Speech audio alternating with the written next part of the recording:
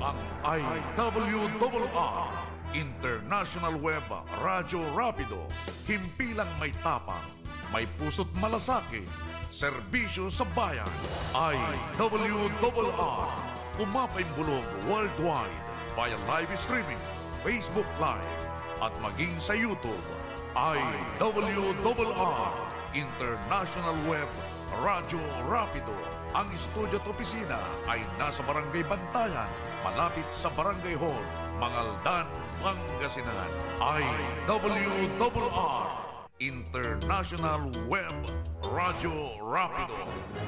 Narito na ang muling pagsingkaw ng binansagang Rapido sa radyo. Sa kanyang muling pagpalahaw ay mabusising hihimayin ang mga napapanahong usapin. Makikipagpanayam sa mga taong nasa likod at harap ng mga balita. Mas pinalawak, mas pinatindi, mas pinaanghang, mas pinatapang, mas mabalasik, ngunit balansyadong pagsuri ang inyong maririnig. Rapido Alan Season. Isinilang upang ipagtanggol ang kabutihan laban sa kasamaan. Rapido Alan Season. Walang puwang ang kabuktutan, kasinungalingan at pagkamal sa kaban ng bayan. Rapido Alan Season. Rapido Alan Season.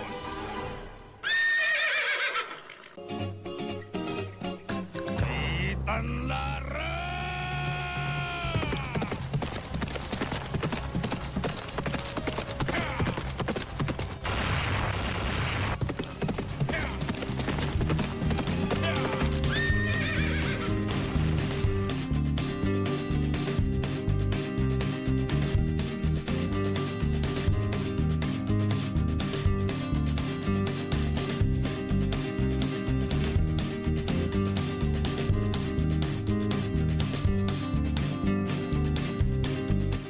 Isang mapagpalayang umaga, makabayan. Muli na naman pong sisingkaw sa simpapawid ang inyong rapidista Rapido Alan Season. Muli pong rapido sa matiwaling opisyal ng gobyerno, maging pribado man nasangkot sa anumang katiwalian. Kasabay po ng pagpuri sa mga taong dapat purihin. Paghimay sa mga isyong napapanahon. Pakikipag-usap, pakipaghuntahan, pakipagtalakay, pakipagtalastasan, pakipagbalangkasan, pakikipagtalamitam sa mga taong nasa likod at harap ng mga balita. Sa madaling sabi, makabayan, kayo po'y nakikinig dito lamang po sa inyong palatuntunan. Rapido ni Alan Season. Makakasama ko naman si Rapido Ronel de Vera. Dito lamang po yan sa inyong himpilan ang IWRR, International Web Radio Rapido.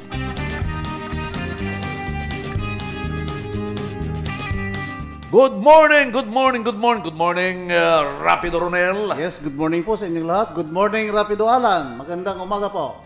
Ano ang sitwasyon ngayon sa paligid? Ang sitwasyon medyo mainit na. Mainit ang panahon.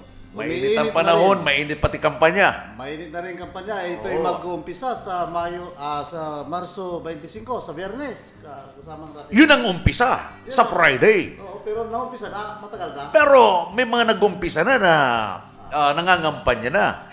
Actually, hindi indirect campaigning yung ginagawa nila. Before, kapag malayo pa ang kampanya, para sa local indirect campaigning. Namamasyal lang, nakikipagkwentuhan lang. Pero ngayon, hindi ganun. Ang nangyayari, with microphone, talagang sumisigaw na gusto nilang bumalik, kumakandidato sila ay dapat na muling ihalal. Ganun ngayon. Ang nakakatawa, kahapon, nag-live ang isang kasama nitong si Mayor Brian Lim ng Dagupan City. Abay, may jingle na si Mayor Brian Lim habang nasa isang lugar na nagkakaroon ng feeding program. Siya ay nagpapatugtog ng jingle. Brian Lim, Brian Lim Mayor ko, Brian Lim Suboto, san? That's foul. Hindi tama yun. Wala muna yan. Pwedeng marinig yan doon lamang sa compound o doon sa headquarters. Kung magpapatugtog ka, just say, testing lang. Pwede yun. Pero kung yung jingle na buo at ginagamit mo sa activities mo sa labas, that is already foul. Mali yun. Baka naman kasamang rapido, ano lang yan. At tinitesting lang niya kung... Testing kong? Testing lang yun. Hindi ka pwedeng mag-testing ng ganun eh. Na nagsasawag ka na activity mo. Nagpi-feeding program ka.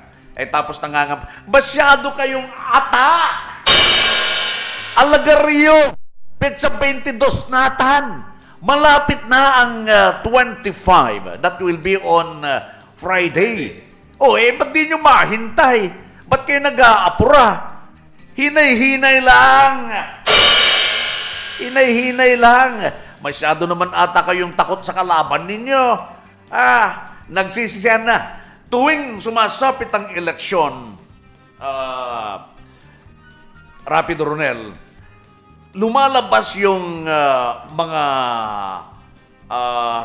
masasabi nating siraan. Pero yun yung mga punto de vista ng bawat kandidato na si ganire ay gumawa ng masama, si ganoon ay gumawa ng masama. Pero si ako gumawa ng tama.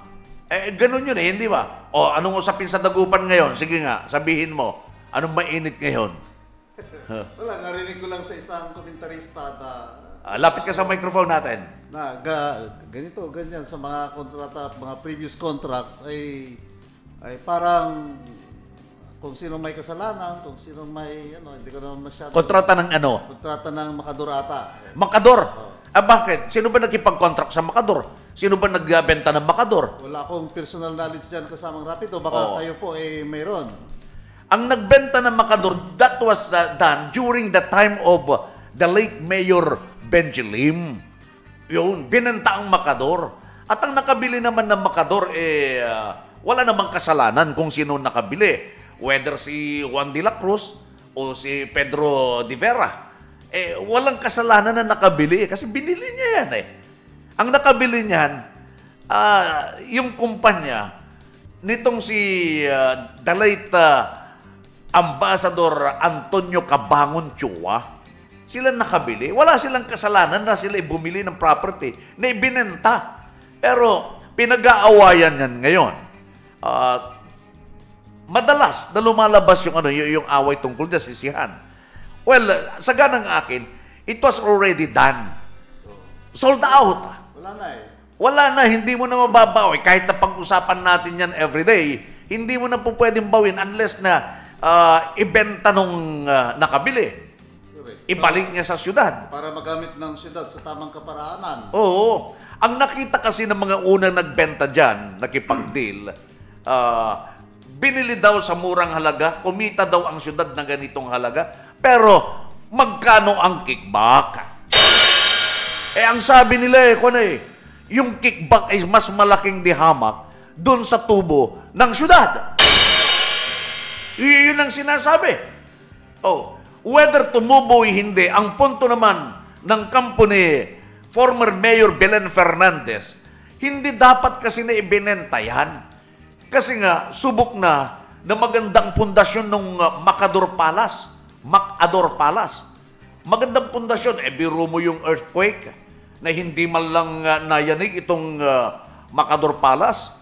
Ngayon mga kabayan ko, pinakikinabangan yung ground floor muna, pinakikinabangan ng nakabili, mga kaibigan. So, Makador market ngayon yan. So, kumikita ho yan, mga kabayan ko. Ngayon, nasasayang yung second floor, third, fourth, hanggang seventh floor. Kasi 7 palapag yun Pwedeng palist nila yung may-ari at pwede namang i-list ng city government for the use of... pwedeng i-list as long as gusto ng may-ari na ipalis. Pero, ang puntos kasi dyan, dapat hindi naglilis ang syudad ng Dagupan City kung hindi nga naman nabenta. Pero that was already consummated and wala na sa poder, hindi na pag- Wala na talagang wala na tayong magagawa dyan. Puro istorya na lamang ang mangyayari.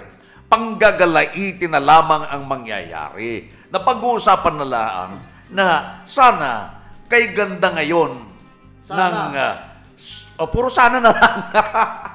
Well, Puro sana. We have to move forward yung talagang realistic na mangyayari. Dapat ang atupagin ng city government. Tingnan mo nga naman, Dagupan City. Sana, this will be the first city hall dito sa Northern Luzon na merong kang 7 palapag.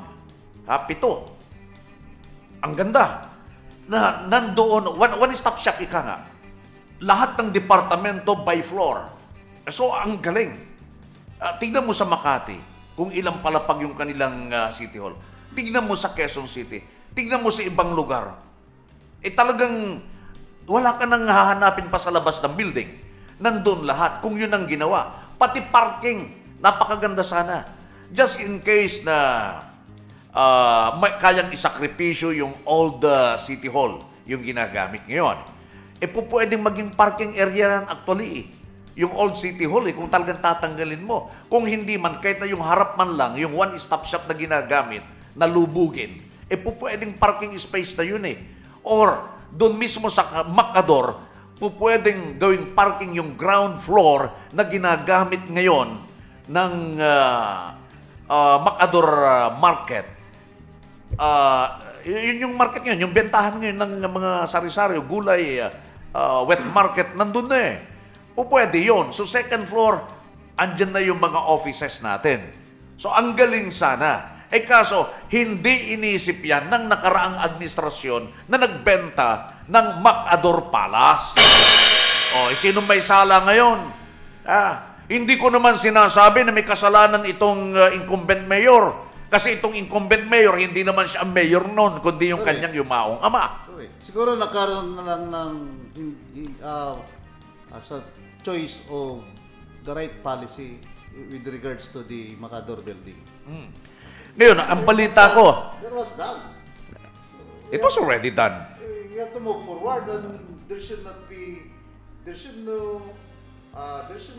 pinpointing o kung sino kasalanan diyan. Well, nakaano lang, napag-uusapan lang.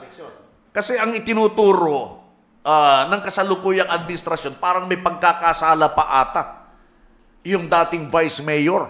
Vice mayor siya that time Si former vice mayor Belen Fernandez. He can do nothing. She can do nothing. Di ba? Because ang naman ng vice mayor is only legislative. Legislative. Lahat naman ng mga contracts in entering to city government ay through the chief executive. Tama. So, ito yung napag-uusapan mga kabayan kasi natatanong pa minsan-minsan yung pagpapatuloy ng plano ni Mayor Belen Fernandez just in case na siya ay bumalik bilang alkalde ho ng Dagupan. Itutuloy ba niya ang plano niya noon na naudlot na magpatayo ng bagong City Hall doon mismo sa i-donate ng kanyang pamilya sa city government? Magandang usapan yan. At least. Matanong natin minsan kung ano ho ba talaga ang plano niya. Baka naman ganun ang plano. Pero may balita ako. I don't know kung renovation yung gagawin or ginagawa na dyan sa Old City Hall or magpapatayo, mag-i-erect ng bagong City Hall. Ang iniiwasan lang naman talaga ngayon, ang nakita kasi ni Mayor Belen Fernandez, maliban dun sa expansion ng commercial area from downtown area down to western part of Dagupan City, yun ang kanyang tinitignan para ma-decongest yung makapal na daloy ng trapiko dito sa kabayanan ng Dagupan. Mahatak yung iba. At yung traffic na yan, yun yung magiging mas maluwag ang bawat isa. Conducive sa lahat ng gawain makabayan. Itong mga pupunta ho ng Dagupan City. Yun lang nakita ko dyan na rason ho ni Mayor Belen Fernandez. No more no less. Hindi yung pagkakitahan naman ho niya kasi nag-donate nga ng lote. Yung pamilya ho niya, hindi ba Rapido Ronel? So, malabo na ang tinitignan ay pagkakitaan niya. Kung ang pag-uusapan naman natin negosyo, Balita ko, meron naman mga natambakang lupa riyan ang pamilya Lim. Kung sila ang pag-uusapan. Or other business owners ko dyan, marami na. Umuusbong. So, hindi to personal na nabibenepisyuhan itong si Mayor Belen Fernandez just in case na ang City Hall ay gawin dyan sa De Venecia Expresso Extension. Kasi ano naman ngayon sa buong Pilipinas, even in the Ilocos regions, ang ginagawa ng mga city or municipal government ay talagang adjust yung location ng mga market, mga business centers nila along the highway, kasamang rapido, para yung mga turista ay hindi na kailangang pupunta sa interior. Pag ano na lang, yung gusto nila kasi yung convenient paparking na lang, bibili ng local products. Kaya lahat ng mga LGUs ay kung pwede, ilolocate nila yung mga public markets, mga city government buildings dito along the highway. Kasamang alam. Yan ang nakikita namin pag pupunta ka ng Ilocos region. Ilocos Sur at sa Atakin mo konti yung microphone mo, okay. Bro. Yan. Katulad sa dito sa Santa Barbara, yung municipal hall nila, nasa highway. Inilabas na sa highway. Correct. Na dati ay nandun sa looban. Yun, nakikita mo yung parang mga ganon na sistema. Nakita nila yung vision 10 years from now. Ngayon, naibsan yung trapiko doon sa Santa Barbara town proper. Yung pupunta lang doon sa Santa Barbara town proper ngayon, ay yung mga bibili, pupunta ng market. Yung mga mamasyal sa plaza. Pag pumunta ka ng City Hall, definitely, ang gagawin mo, transaksyon. Correct. So, maganda yung vision ni former Mayor Carlito S. Zablan na inilabas niya yung City Hall, inilayo niya dun sa market. Kailan ba, kasamang rapido, kailan ba na-relocate yung bagong municipal building? That was during the last term of former Mayor Carlito Zablan. Ibig sabihin yan, visionary leader itong Mayor Lito Zablan dahil nakikita niya na ang problema in the next 10 years, 15 years, doon sa town proper ay makakaroon ng heavy traffic kaya nilabas. Correct. Alam mo, sa history, ang nagpausok kasi ng market, plaza, church, municipal hall, ang nagpauso niyan, ang mga Kastila. Noon dumating yung mga mananakop na Kastila dito ho sa Pilipinas, mga kaibigan, yun ho ang ginawa nila. One-stop shop din ang ginawa. Kung dala mo ang mga anak mo, mag-church kayo, after church, mamamalengke kayo, or magplaplaza kayo, magpipiknik kayo, yun ang ginawa ng Kastila. Hindi nila naisip na pagdating ng araw, after 100 years, ganito na karami yung tao na talagang congested na yung lugar. Dikit-dikit yan Market, simbahan, plaza, municipal hall.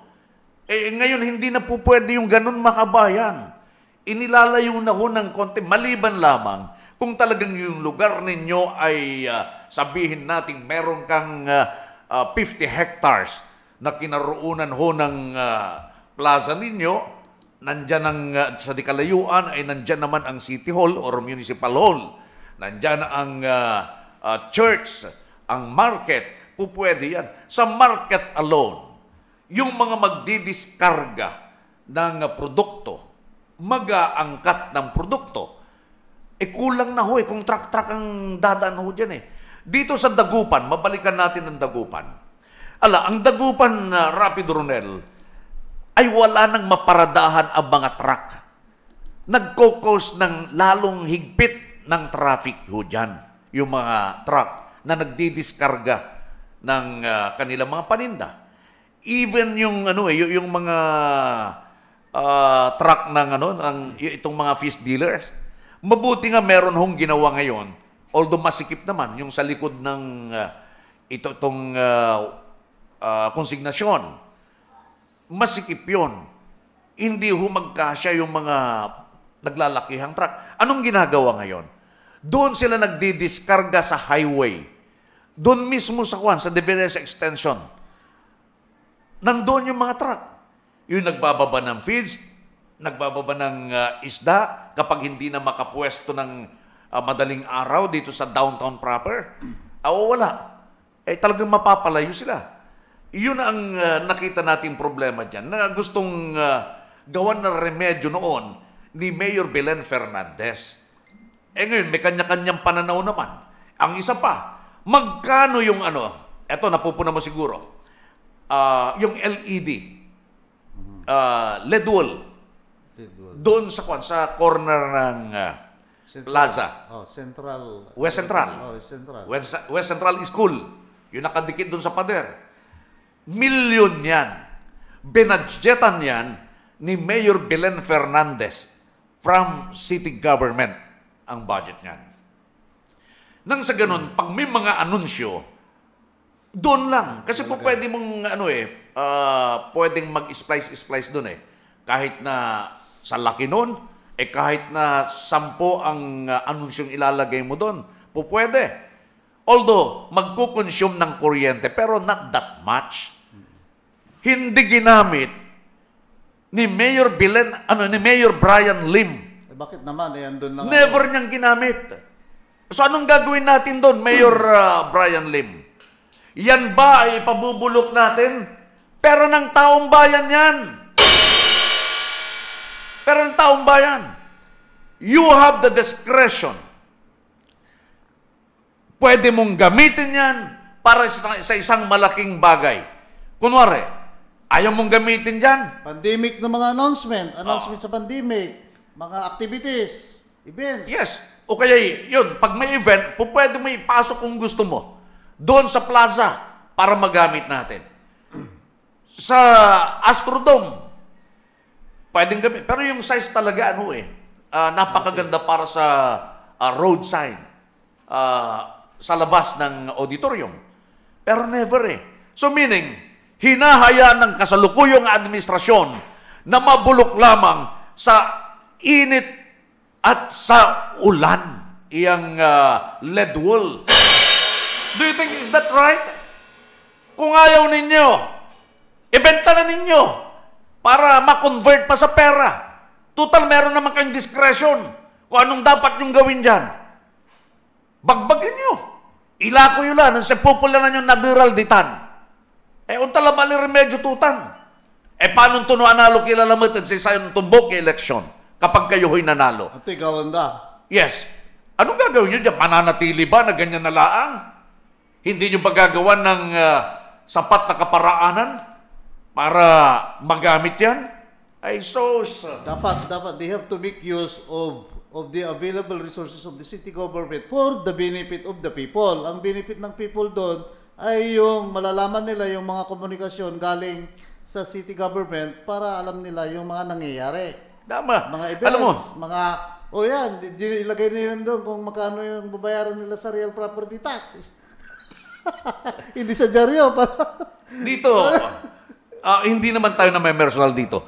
Even Mayor Belen Fernandez, when she was there as the mayor, I even lambasted the mayor before. Yes. Yung hindi niya pagbibigay ng permit noon, doon sa City State Bank, binira ko yan si Mayor Belen Fernandez. Kasi may pumapasok na investor sa ating syudad. Hindi binibigyan ng permit. Why? Because sa kanya ay hindi pa tapos ang laban kaugnay doon sa MacAdor Palace, which is ang City State Bank ay nandoon mismo sa MacAdor. So hindi niya nabibigyan ng permiso noon until such time na pumayag din.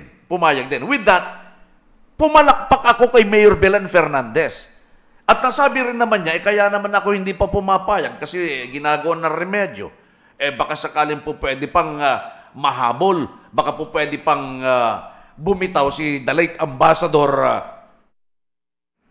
Antonio Cabangon Chua at ibenta niya sa syudad at bibili ng syudad kahit na magtaas na ng presyo. Yun ang katwiran. Tama nga naman yung katwiran. Kalaunan binigyan niya ng permit. itong City State Bank na itinayo ho dyan. So nakita ko yung tamang hagbang naman ni Mayor Belen Fernandez. So ang tinutukoy ko rito, makabayan, Rapido Ronel, hindi tayo na may personal. Hindi natin nirarapido itong si Mayor Brian Lim dahil hinahanapan lang natin siya ng butas. No. We will also do that just in case na makabalik si Mayor Belen Fernandez, the former mayor. Makakarinig din siya ng rapido. Oo nga, sa mga pananaw ng constituents ng City Government of Dagupan ay dinidiscuss lang yan kung tama nga ba o may kamalian sa isang pulisya ng City Government na ito'y i-adapt. Katulad niyan, sinasabi niyo na hindi paggamit ng isang resources na andyan na nga. Kasama kang Rapido Alan. Alright. Sige. Hindi daw makakapag-program si Rapido Atong. Mahirap daw siyang bumangon. Bakit? Bakit? Dahan-dahan katatayo. Ano nangyari sa iyo? Lagla makabangon. Baka ma-slip disc likod ko. Ngayon kulang na-retrieve CP ko. Sige. Makakalikas ang umaga rin sa iyo. Professor Nicanor Melesio. Professor Nick, kumusta po kayo? Sabi niya, makakalikas ang umaga, Rapido Alan. Good to see Buster DV. Ano yan, environmentalist yan sa city government. Nasukat niya kung gaano kataas magbaha na napursin na niya magbaha at saka flooding analyst of NIA, National Irrigation Administration, Irrigation System for Pangasinan with you. Sabi niya. Alright. Thank you, Prof. Okay. Mga kaibigan, magbabalik po kami sa ating palatuntunan sa iba pang issues. Manatili ho kayo, kapit lamang ho mga kabayan, at tayo ho'y magsama-sama dito sa ating programa. Sandali lamang, mga kabayan ko, stand by! Mas pinanghang, mas pinatapang, Rapido Alan Season. Wow, Han! Buhay pa pala itong Marigold Bookstore. Oo nga, no? Ang tagal kasi nating di nakapagbakasyon dito sa Pilipinas, Han. Pero tanda ko pa, Han, na dito tayo madalas mamili ng gamit pang eskwela natin noon. Akalain mo, nakapagtapos tayo sa pag-aaral na naging kaagapay natin ang murang presyo ng Marigold Bookstore, Han, at bahagi ng ating tagumpay ang Marigold Bookstore. Alam mo ba, mula elementarya hanggang makatapos ako sa kolehiyo, dito binili ng nanay ko ang mga gamit ko noon. Kasi mura na, di kalidad pa. Halika na sa lubahan at makabili nga ng gamit ng mga pamangkin natin. Marigold Bookstore. Mula noon hanggang ngayon, presyo'y swak sa budget. In a world that is drastically changing and full of uncertainties, here is Iridanos Avellino Business Partners, an ally that you can rely on.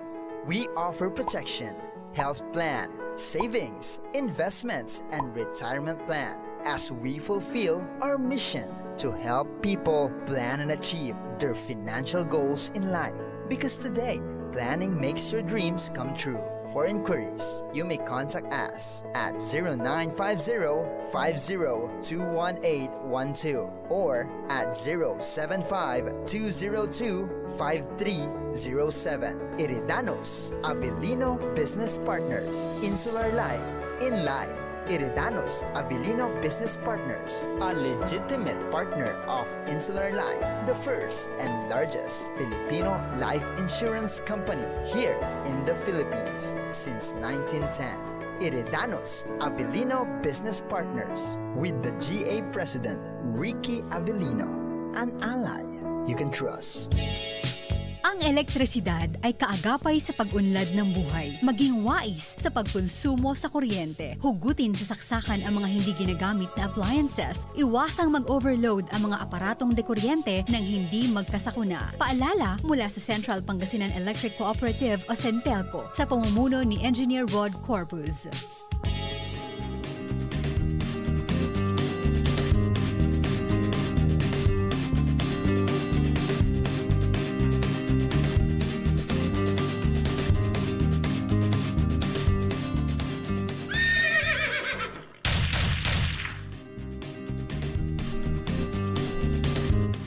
Muli hong nagbabalik mga kabayan ng inyong mga lingkod. Ako po si Rapido Alan Season. Ikaw, sino ka? Rapido Ronel. Okay. Lahat ho kami rapidista rito mga kaibigan. Kaya nga ho, kayo ho ay narito sa Radyo Rapido. International Web Radyo Rapido. Sa bayan ho ng Santa Barbara, mga kaibigan, alam ho ninyo, napag-alaman ho namin na more or less 500 job orders ang meron dyan. 500, Rapido Ronel, 500 employees. in a first-class municipalities. Oh, Sa dami ng empleyado na yan ay Anong gagawin? talagang wala ka nang masasabi at siguro malinis at saka peaceful yung Santa Barbara na yan sa daming job order. ang dami. Yung 500 na JO lang yan hindi yung mga may items. Wala Hindi yung, yung kasi iba regular. yung job order, contractual, casual at saka mga regular employees. Yes. So meaning, baka umaabot ng 1,000 ang empleyado riyan. Mare. Ha? Ang dami niyan. Kung yung job order ng mga kaibigan ay 500, ano ang trabaho ng mga ito? Kanya-kanya ano yan, base sa kanilang mga skills at saka talent. Dapat ganun. Oh. Ngayon, tingnan mo nga naman. Ang nakikita ho dyan sa job order, mga trabahador, ay 200 lamang. Yung 300, ito ay ghost employees. Nawawala. Ay, Anyani. nako. Ghost. Saan mo nakikita itong mga itong mga ghost employees na ito? Ang balita ho namin, how true? How true? Mayor Joel De Los Santos. Itong mga nawawalang 300 allegedly ghost employees ay nandyan sa farm mo. Ginagamit mo sa farm mo, allegedly. How true is that? Ay, Sagutin nga ho ninyo. hindi po pwede yun. Kasamang Bawal rapidong yun. alan dahil graft and corruption yun dahil Right. you're using public money at your private benefit. Hindi pwede yun. Yung iba, of course, merong traffic aid. Okay lang yun. Okay lang yun. Yung nakikita Sa dyan. Public and Order Safety Office. Meron daw Mayor's Action Group. MAG. Mayor's Action Group. Anong trabaho ng mga ito? You have to specify. Parang nakakatakot yun Ano yan? Mayor's Action Group? Is that a liquidation squad? Hindi, baka naman ano yan. Baka naman sa mga ginagamit sila sa mga emergency matters. Meron namang... Ano ba to? Tagakabit ng tarpaulin? Anong trabaho? All around na yan, all around. Mayor! Para wala kang masabi, Mayor. Tumawag ka. 0933-955-3366. Tawag ka, Mayor. 0933-955-3366. O kaya, pwede kang magsadya rito sa ating himpilan. Sabihin mo, ipaliwanag mo kung ano itong mga ito. Kailangan natin maliwanagan. Hindi po pwede tayo pakaang-kaang laang at pababayaan ho natin, mga kaibigan, itong figure na ito. Diyos ko naman, saan ka ba naman nakakita? Magkano ang sweldo ng bawat job order na empleyado? At 250 pesos per day. Ay, siguro, palagay ko, hindi pa nila namamaximize yung increment ng isang first-class municipalities. Pag sa isang araw, 200, ang sa aking palagay ngayon ay mga 300 plus na ata dito sa Region 1 kung na-maximize nila yung increases ng sinasahad ng DBM. Kung 500 employees, ang nangyayari dyan, ang sweldo niyan ay nasa 625,000 A week. a week. A week. times 4. So, 2,500,000. 2.5 million pesos in a month. So, kung kalahati, mga kaibigan, sabihin na natin, totoong na ipapasahod mo yung, sabihin natin yung 1.5. Sige, 1.5. Yung 1 million na ibinibigay sa GOS, baka naman baka naman nakasubmit ng pangalan ho ninyo, pero wala naman kayong tinatanggap. Yun ang masaklap. Kasi, pagdating ng mga kampanya, meron hong kumukuha ng mga pangalan, address mo. Sasabihin sa iyo, kapag kami nanalo, may sweldo ka, o kaya ikaw ay mapapasama sa job order. Wala na kayong follow-up. Hindi nyo alam na totoong kasama sa job order yung pangalan ninyo. At yung sahod hindi pala nakakarating sa inyo. What is that? Sige nga. Baka naman nakakarating, pero 50% na lang. 50%, pwede rin. Sabihin na natin, 100% nakakarating sa lahat ng 500 job orders. Empleyado, napapasahod. That's too much. Too much. Anong trabaho ng mga yan, Mayor? Kagaguhan yan. Kagaguhan. Ibig sabihin, yung isang job order na sweeper, magwawalis lang ng umaga, uuwi na, ay sana bagan. Kasi wala na siyang gagawin Sa dami Iba yung panghapon, iba yung panggabi. May gwardiya ba sa gabi? Sa dami niyan, kung sweepers sa dami ng mga job orders, ay puro sweepers makikita mo doon sa kalye. Oo. So ipaliwanag ho ninyo ito. This is tantamount to graft and corruption, Mayor. Mismanage ang bayan ho ninyo. Ay sos, ano ba namang ho kayo? Instead na pambibili na lang ng food package para sa mga mahirap na pamilya dahil sa pandemya, ay nawawaldas lamang doon sa walang katuturan. Tama. Biro mo yung ganyang naibubulsa lang yung pundo ng bayan. May nakakakita, Mayor, na meron ka nga dyang empleyado sige nga, sagutin nga ho ninyo. Sino si Ramil De Los Santos? Second cousin nyo ata yan, Sandali. Sino si Marvin Benito? Sino si Rolando Barbosa? Sino si Rolly Perez? Ito, regular na daw itong mga ito. Itong mga ito, bakit mo kinuha? May record na hindi daw maganda to. Sige nga, ipaliwanag nga ho ninyo. Sapagkat ang balita ko, itong mga taong binabanggit ko, allegedly, may record sa tukhang. Marvin Benito, Rolando Barbosa, Rolly Perez. Totoo po ba na ang tatlong ito ay nasa listahan ng tokhang? Totoo po ba?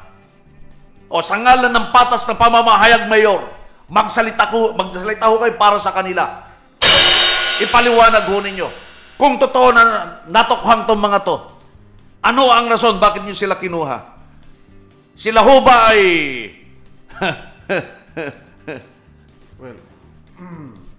anong sinusupply nila sa inyo, Mayor? Anong sinusupply? Sorry. Ano ang trabaho nila sa inyo, Mayor? Sige nga. Meron pang driver ng jeep. Driver ng jeep. Bumabiyahe. Santa Barbara, Dagupan. Taga-Barangay Kablong. Rufo de Vera Jr. ang pangalan. Sumasahod yan, di ba? Kasama sa job order, di ba? Totoo po ba, Mayor? Hindi ka po may pakalarang office hour. siya ay tumatanggap po sa munisipyo. Ano po yan? Tinotolerate ho ninyo na mga job pinapatay.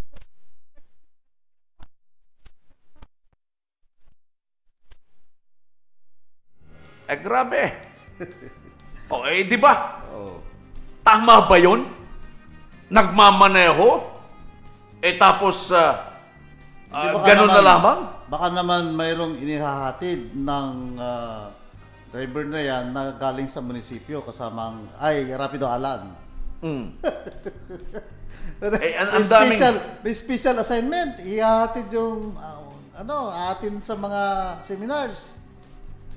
Matindi.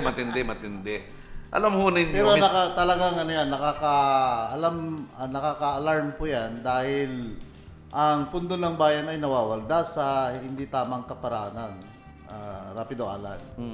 Alam mo ninyo, Mr. Mabibil, Sino yan? Hindi, na-imagine ko lang kasi yung mukha eh. Mayor Mabibil. Mayor De Los Santos. Sorry Mayor De Los Santos. Ang hinahanap lang naman natin dito ay yung tamang pagkakagastusan ng ating bayan diyan sa Santa Barbara. Mga kaibigan, sorry doon sa matagalabas ho ng lalawigan ng Pangasinan. Ang pinag-uusapan ho namin, Santa Barbara, Pangasinan, kasi meron din Santa Barbara sa other provinces. So dito sa lalawigan ng Pangasinan, meron din Santa Barbara sa Amerika.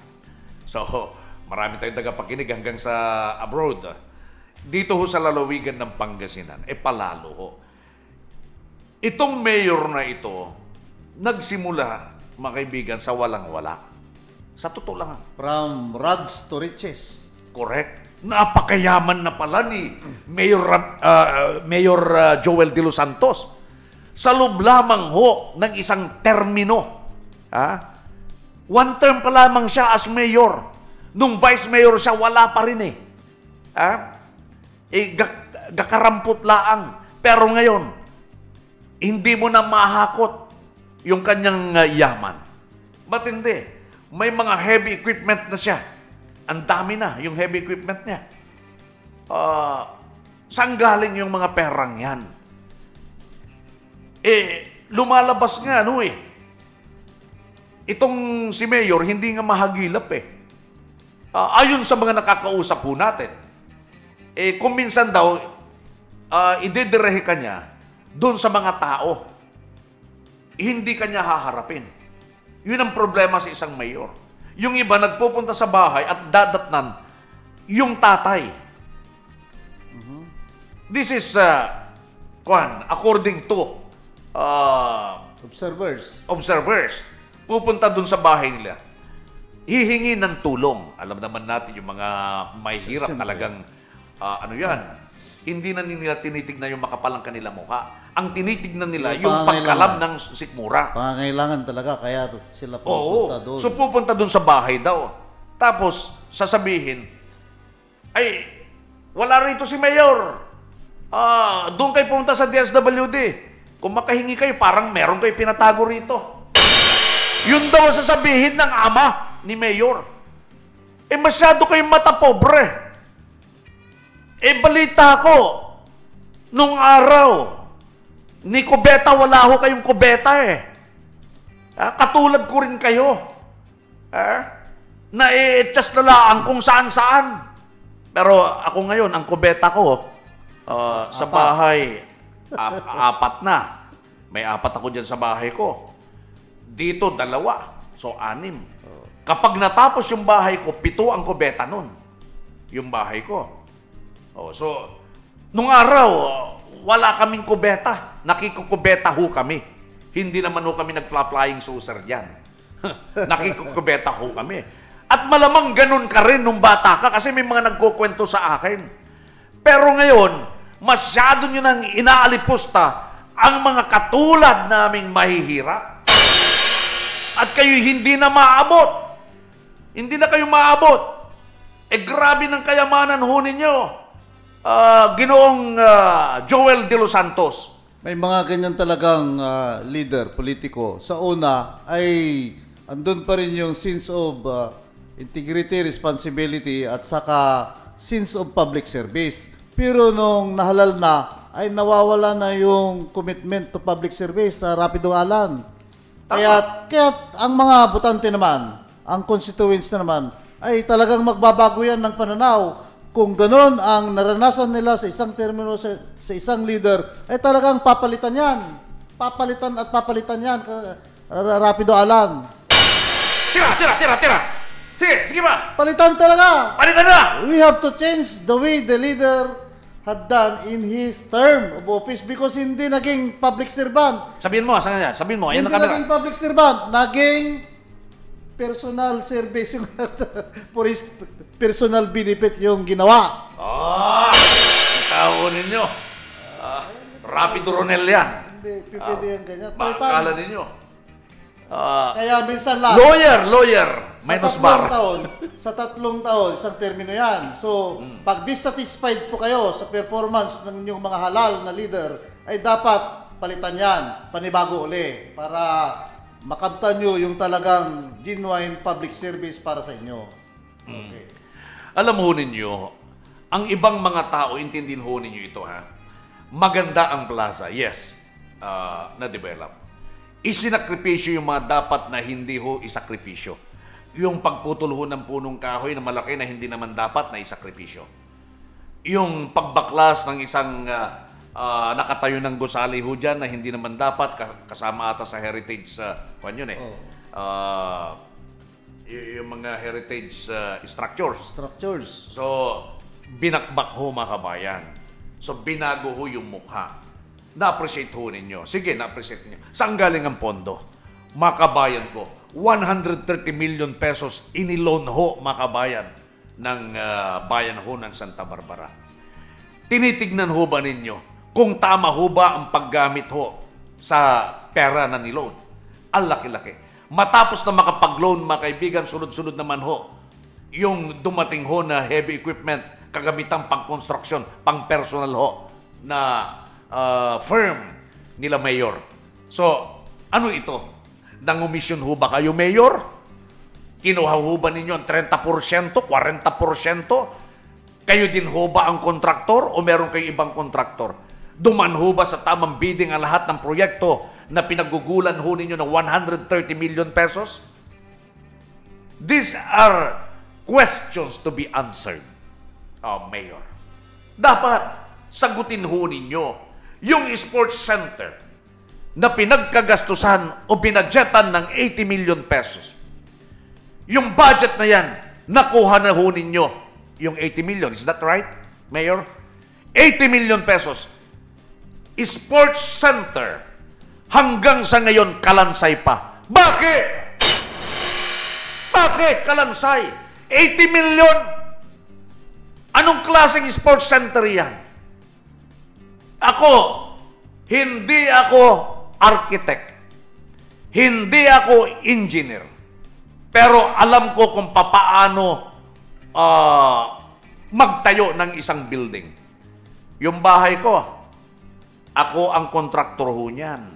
Ako ang architect ho niyan. Ako ang engineer ho niyan. Ako ang foreman ho niyan.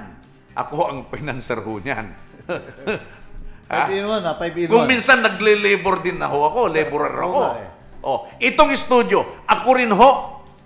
Wala akong architect, wala akong engineer, wala akong contractor, wala akong foreman. Ako lahat ho yan. Kumuha na lang ho ako ng mga laborer. Yun ho. Alam ko kung anong klaseng bakal ang gagamitin natin kung high-rise building. Kasi yun ho, yung, ano ba tawag natin doon?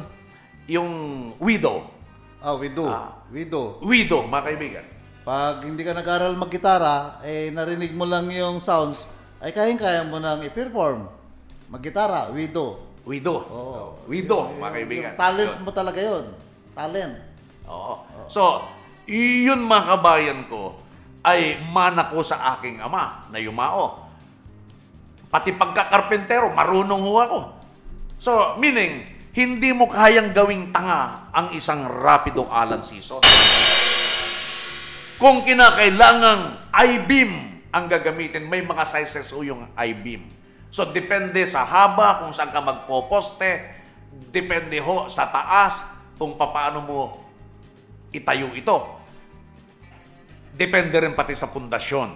Now, yung sinasabi na 80 million pesos para sa isang sports center, gaano ba kalawak ho yan? Para sabihin kong tama ho yung 80 million. Hindi.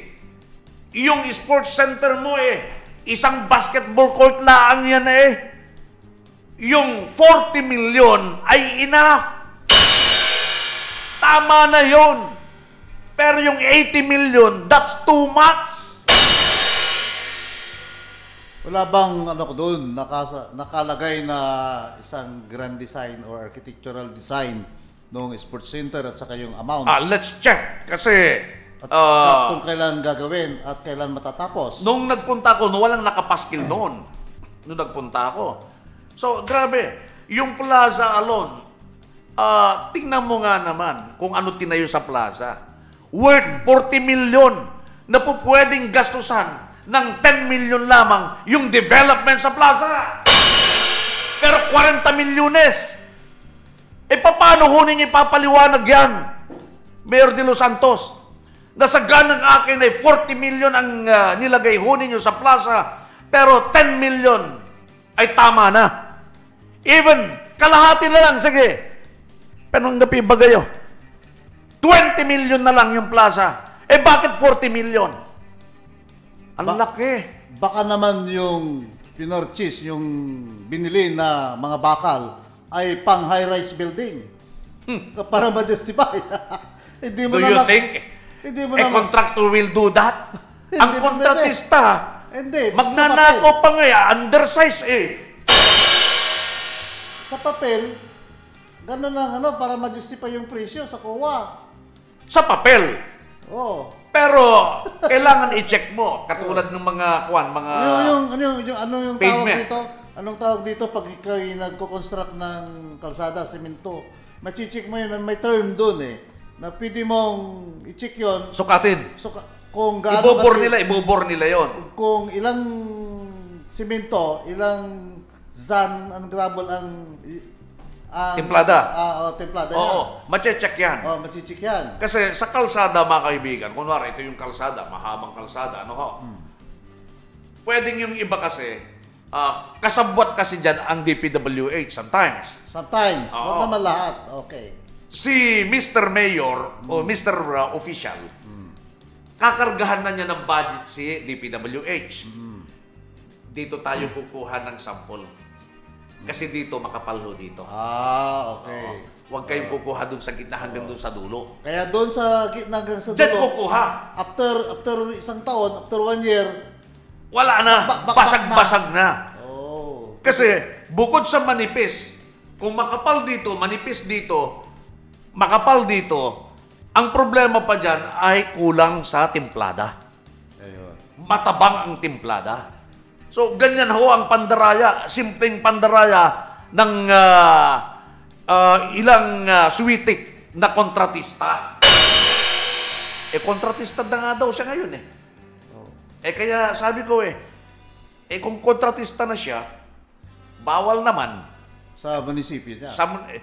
Bawal sa munisipyo. So, meaning, gagamit siya ng ibang pangalan na yun ay maaring kanya rin. Pupwede yan. Gagamit sila ng dummy corporation. Oo.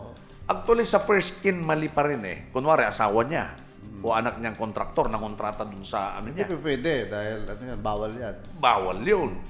So, pero kadalasan, may mga ganyang nangyayari na. Sa atin, pwede nating i-tolerate yun as long as na i-deliver ng tama yung project, hindi ba?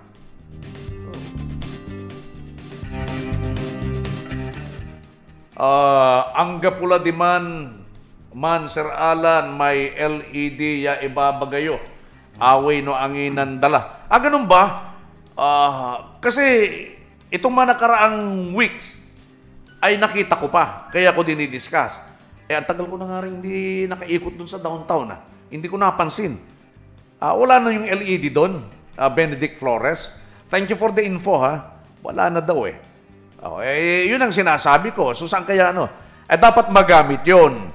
Either ibenta, okay lang yun kung ayaw niyang gamitin eh. Pero kung ibebenta mo, mabalikan natin Dagupan kasi bigla ko nabasa eh. Kung ibebenta mo, sa tamang halaga naman. Kasi milyones yun. Pero anong rason? Bakit tanggalin? Pwede pakinabangan ng taong bayan. Baka nga gagamitin na sa government center or as long as magagamit. Pero anong ilalagay mo ron? Tiyak yung pwestong yun, makikita mo doon tarpaulin ni Mayor Brian Lim. Sana nga. Hindi. Tinanggal yung LED. LED wall. Okay lang yung lalagyan ng tarpaulin yun. Hindi, okay lang yung pag gagawing tarpaulin lahat ng mga kandidato. Yung Comelec, ang tawag pwede. dito. Yung Comelec size ng tarp, yung 2x3. Ayan pa, isa pang issue yan. Yung, yung baklas tarp. Itong mga taga-Comelec Ang nabaklas yung mga kalaban. Ang mababaklas yung hindi nila papaboran. Yun ang mababaklas. Maraming naglalakihan na tarpaulin. The mere fact na nagsimula na yung campaign for national noong nakaraan, pwedeng tanggalin na yung mga tarpaulin na malalaki dyan. Dapat yung mga tamang sizes lang na binibigay ng Comelec. Kayo mismo na Comelec, kayo naman lumalabag kasi hindi nyo isinasagawa. Hindi nyo inimplementa kung ano ang utos na naaayon sa batas. Magandang umaga rin, paring Ben La Fortesa. Okay lang naman ako, paring Ben La Fortesa. Kumusta may ambagal ya bayaw mudan? Si Ernie, kumusta tan sa ambagal mo'y bayaw? Tarantado te bayaw mo, Mas pinaiinit umaga ko,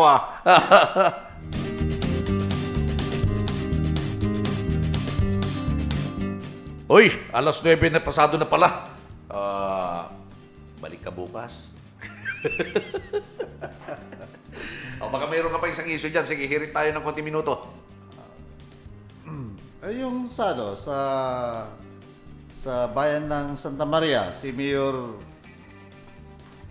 Julius Ramos. Si Mayor Julius Ramos, mga kaibigan. Kadami na ngayon, kadaming mga accomplishments sa kanyang termino. Naglalabasan na ngayon at dahil noon kasi hindi niya nilalagay sa isang page account yung mga accomplishment niya. Ngayon nilalagay niya lahat. So nagdagsaan, ang dami. May mga may mga feeder road cementing. Nagkaroon ng public cemetery. Dami Di ba, bukas ibibigay natin lahat yung detalye. Kasi ang daming trabaho pala nitong si Juan, Mayor Ramos. Hindi ko napupuntan yung bayan na yan yung Santa Maria. Pero ako'y mapalad at aking nakadakupang palad itong si Mayor Julius Ramos. At bago ako pumunta sa kanya, mga kaibigan, tayo, Rapido Ronel, nag-ikot tayo at inalam kung ano ang sitwasyon ng Santa Maria. At pati yung mga, may interview nga tayo yung matanda ang kwento niya mula dun sa ama, yung vice mayor ngayon. Naging maayos ang kanilang pamalakad. Wala na, burado na yung mga naunang alkalde dyan, mga politiko. Ang Ramos na namamayag pagat sila na ho ang nag-implementa ng tamang proyekto dyan ho sa Santa Maria. Mag-iiwan muna kami ng isang maganda umaga sa inyo lahat, makabayan. Hayaan ho ninyo. May mga susunod pang pagkakataon para tayo muling magkasama-sama sa atin hong palatuntunan. So thank you so much, Rapido Ronel. Yes, maraming salamat sa iyo. At bago ang lahat po, binabati ko po si Vice Mayor Mahdiba Das Bimisina ng Bayan ng Calasiao. Kaya nga po ako dito sana kasamang Rapido Alan para i-discuss din, ipahayag din pwede yung bang trabaho ng ating... Pwede ba through you, imbitahan mo siya? Pwede. Buting Vice Mayor Misina. Kaya nga po tayo nag-attend dito sa inyong programa. Kaya lang, naubusan ng oras, Rapido Alan. Sige, mas maganda kung personal siya na pupunta rito at siyang importante mag-shed light doon sa isyong mga katiwalian dyan sa Calasiao. Pwede ba natin makumbinsi? Kasi Subukan po natin na Rapido, Alan. maliban doon sa mga councilors kasi may mga na-invite na ako rito at nakapagsalita na rin. Lahat ito just for confirmation. Doon sa mga isinasagot nitong si Mayor Bauzon, kung tama ba o hindi. Kung sasang-ayunan ni Vice Mayor Messina, itong mga sinasabi ni Mayor Bauzon, tingnan natin. Alright, so maraming salamat ho mga kabayan sa inyong pagsubaybay hanggang bukas po muli sa ganitong oras, alas 8 ng umaga hanggang alas 9. Thank you!